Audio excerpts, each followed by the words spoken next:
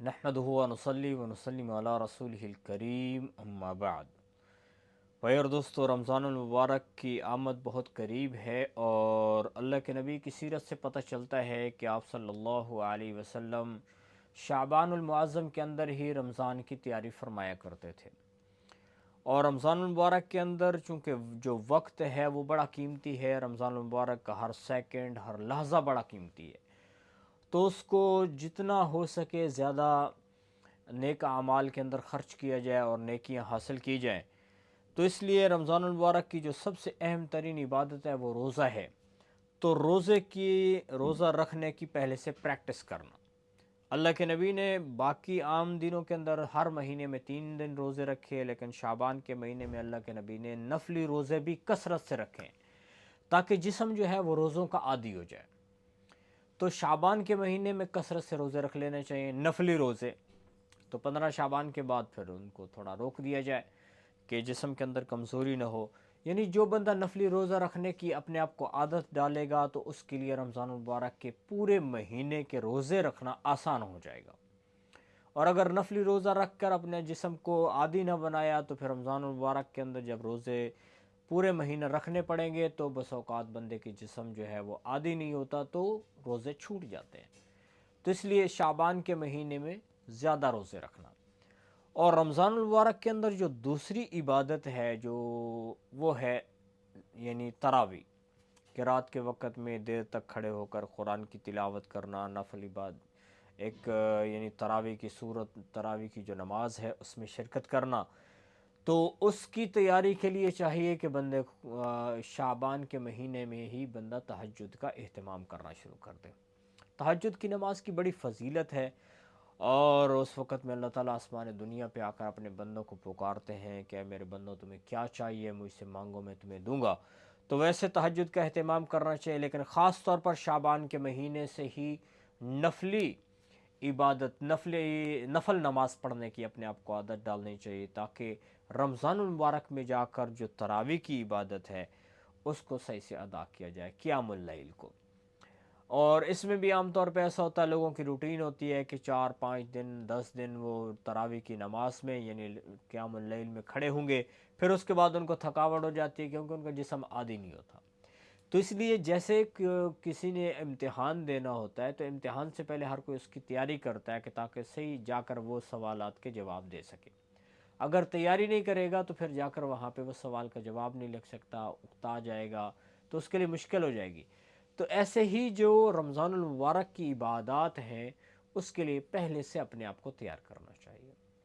اور رمضان المبارک کے چونکہ دن اور جو ٹائم ہے، چاہے وہ دن کا ہے رات کا ہے، جو بھی وقت ہے وہ پورا وقت بھی قابل احترام ہے۔ ایک تو ہے اس میں رمضان کے یعنی عبادت کرنا، ایک ہے رمضان المبارک کا ٹائم، وہ بھی قابل احترام ہے۔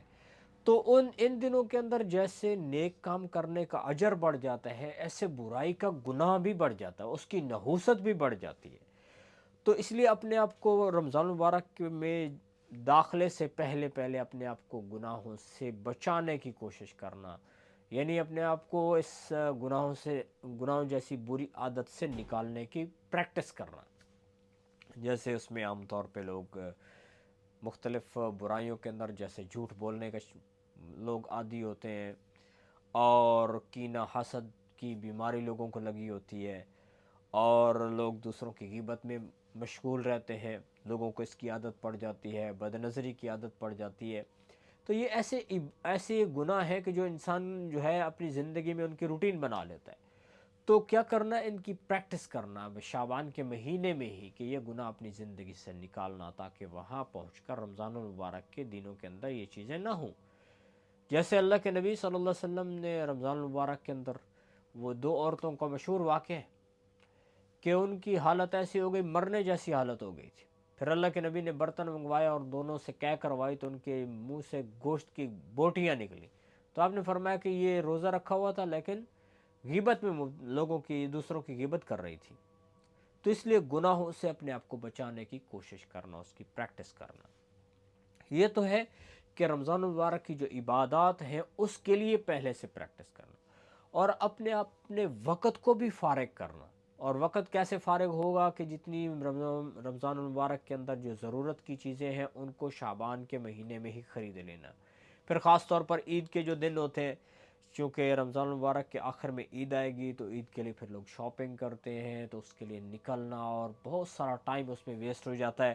تو شعبان کے مہینے میں ہی کیا کر لینا، اس وہ شاپنگ کرنا، اور جو مہینے بھر کا راشن ہے، مثلا کھانے پینے کی چیزیں ہیں، جتنی ضرورت کی چیزیں ہیں ان کو شعبان کے مہینے میں خرید لینا، تاکہ بار بار بازار نہ جانا پڑے.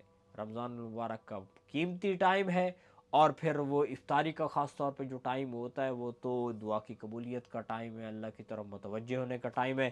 اور پھر لوگ بیچارے بازار بھاگ رہے ہوتے ہیں سموسے پکوڑے خریدنے کے لیے، چیزیں خریدنے کے لیے، اور پھر عید کے دن قریب آئیں گے تو پھر شاپنگ کے لیے بھاگیں گے، پھر بہت سارا ٹائم بازار میں ویسٹ ہوگا اور ضائع ہو جائے گا ٹائم.